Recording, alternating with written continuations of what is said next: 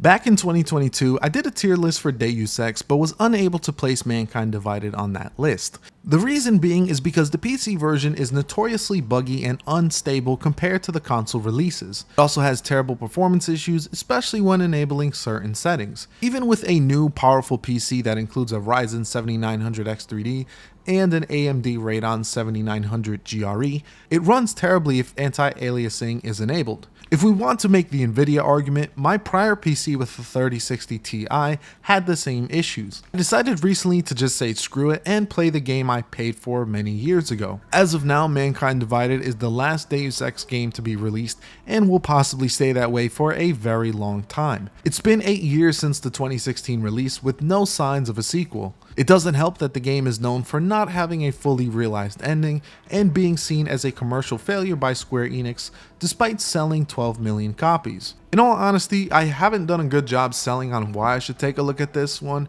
but maybe there is still something to be salvaged. After all, it still features the badass Adam Jensen, so this at least has to be a passable title. When you start the game, you can select one of 3 difficulties. There is a 4th difficulty that needs to be unlocked first before choosing it. For this review, I picked the Give Me a Challenge difficulty, which is seen as the normal one. You can also watch a recap of the prior game Human Revolution in order to get yourself familiar with the story. As someone who has beaten Human Revolution several times at this point, I was already aware of many of the game's story beats. Still, I appreciate inclusions like this in order to get players who are new to the series caught up. After some introductory cutscenes narrated by Adam Jensen, you assume the role of him as you're sent on an operation as the only augmented person on the team. You'll then be given a choice on whether or not you'll go into this operation lethally or non-lethally, and whether or not you'll need a close range or a long range weapon. For anyone who has played Human Revolution, this is a direct callback to the first mission of that game. You even get some of the same weapon choices from that game as well. Once you touch down at the mission site, you'll be introduced to the core loop of the gameplay. From here, you can participate in the various tutorials on offer, or just complete the mission as you would like. If you've played Human Revolution, you'll feel right at home with the way cover works, as well as Adam Jensen's energy as well. In order to use certain augmentations, you'll need a certain amount of energy to do so. Augmentations like Cloak will constantly drain your battery, while breaking through walls will take up a set amount of energy. Takedowns also drain your energy, which can be performed lethally or non-lethally. Similar to Human Revolution, you can take down your enemies down via stealth or through sheer force. While the game does overall favor stealth quite heavily, combat is still viable given you have enough bullets and guns in your inventory. Your inventory is unfortunately pretty small even when fully upgraded, so you'll have to be a bit picky on what weapons you'll want to keep and discard. Compared to Human Revolution, I found the gunplay to be a bit better this time around, mainly due to improvements to the AI. You'll have to be light on your feet or you'll get exposed with grenades and flanking maneuvers. Unfortunately, enemies are still bullet sponges and many of the later enemies are fully armored from head to toe, making combat far more time consuming than just a simple takedown. After the first mission and many in-game cutscenes, you'll arrive in Prague, and this is where the game truly opens up. From here, you can report to HQ to complete your main quest, or you can wander town and truly explore what Mankind Divided has to offer. There are so many side quests that provide the player with a ton of choice on how to proceed. From these side quests, there's usually several solutions on how to solve them. Sometimes a bullet is the quickest way to solve your problems, while a bit of stealth may open another path. Other times, just having a conversation can bring light to a situation that seemed to be only one way. The side quests are honestly the highlight of the game and what I enjoyed playing for the most part. When you first begin, you'll be given specific augmentations that are used to complete the first mission. After a certain point, you'll be able to build your character from scratch and can choose the augmentations you would like based on the amount of praxis points you have. Many of the prior augmentations from Human Revolution return, with new ones labeled as experimental augmentations. These experimental ones will disable another augmentation if you decide to activate them. There is a way to avoid this, and it will actually lead to a very interesting side quest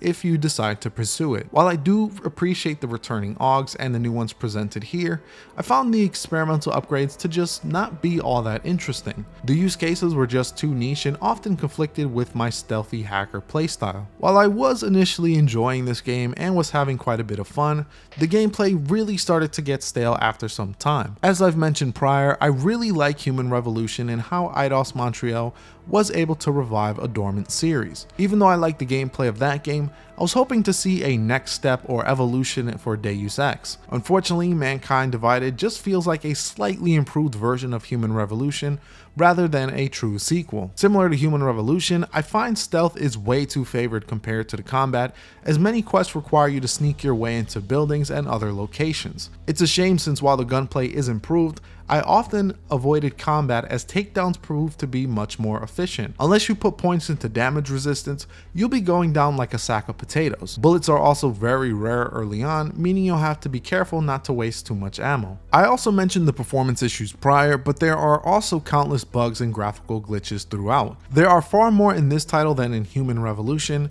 which became very immersion breaking. Even simple things like fitting through holes just doesn't work without finagling around to somehow crawl through. I've never had any of these issues in Human Revolution, which was very disappointing. There's also quite a bit of crashing going on, forcing me to replay sections over and over again. But at least there is a story, which Deus Ex is at least known for providing a solid and engaging narrative. If you've seen the trailers for this game, you'll know that there is a divide between augmented and natural people due to the events of Human Revolution. There is a ton of political commentary on the current world, as there is a not so subtle parallel to current events. Even though this was released in 2016, it is still highly relevant today. For the tale of Adam Jensen, he has to deal with this a lot himself, as the police are constantly asking for his papers. Since the man is basically walking in augments, even his trench coat can't hide all the metal in his body. For the rest of the narrative, I found it to be just okay. Some characters from Human Revolution make an appearance, like the always crafty David Seraph,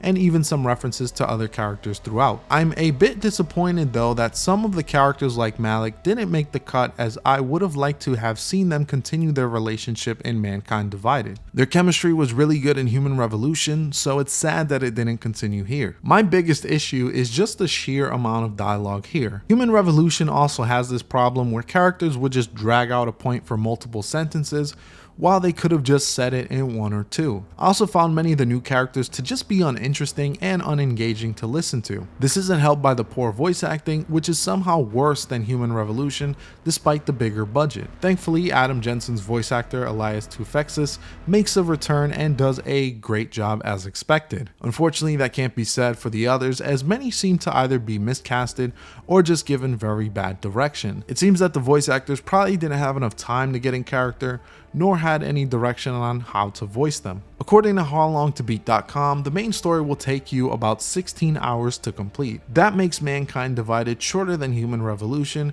which comes in at about 21.5 hours. While it is longer than the Forgotten Invisible War at only 9 hours, it is shorter than the original Deus Ex at 23 hours. Even though 16 hours is underwhelmingly short for a title like this, there are a ton of side quests and content to help bring your total play time to around 30.5 hours. The side content is really what makes up the meat of this game. Overall, despite the fact that I really wanted to like this game, I find it very difficult to fully recommend. Even though there are improvements to the combat and more augmentations to play with, there isn't enough to help stand out amongst itself compared to Human Revolution. It also has terrible performance with constant bugs and crashes found throughout that is inexcusable for a AAA title. The story also fails to keep me engaged, as it is simply boring with way too much filler dialogue for such a short game. The only saving grace to me is how Mankind Divided is much more experimental compared to Human Revolution, allowing for more ways to solve situations. Other than that, I'm pretty underwhelmed with this title and can confidently say that you're not missing much with this one. If this is the final Deus Ex title, this is possibly the most middle of the road way to go out. Thank you all for watching, and this is Powerhouse, signing off.